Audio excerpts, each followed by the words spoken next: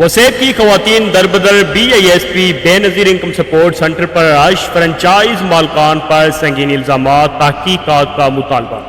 السلام علیکم ناظرین، توسہ شریف میں بے نظیر انکم سپورٹ پروگرام کے دفتر کے باہر روزانہ سینکڑوں خواتین شدید گرمی اور حبس میں گھنٹوں اپنی باری کا انتظار کرنے پر مجبور ہیں۔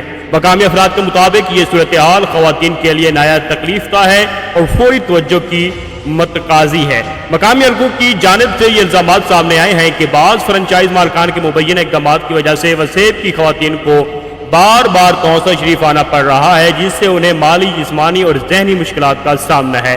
شہریوں نے مطالبہ کیا ہے کہ اگر ان الزامات میں حقیقت پائی جاتی ہے تو ذمہ دار افراد کے خلاف قانون کے مطابق کارروائی کی جائے، متاثرہ خواتین کے مسائل فوری حل کیے جائیں اور آئندہ ایسے واقعات کی روک تھام کے لیے مؤثر اقدامات کیے جائیں۔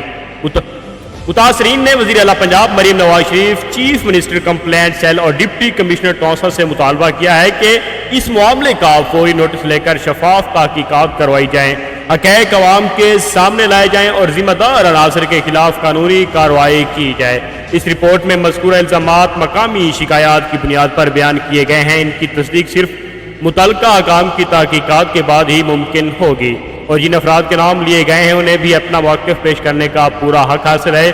اگر آپ کو یہ رپورٹ اہم لگی ہو تو ویڈیو کو لائک، شیئر کریں اور توسہ کی آواز نیوز HD کو سبسکرائب کرنا نہ بھولیں۔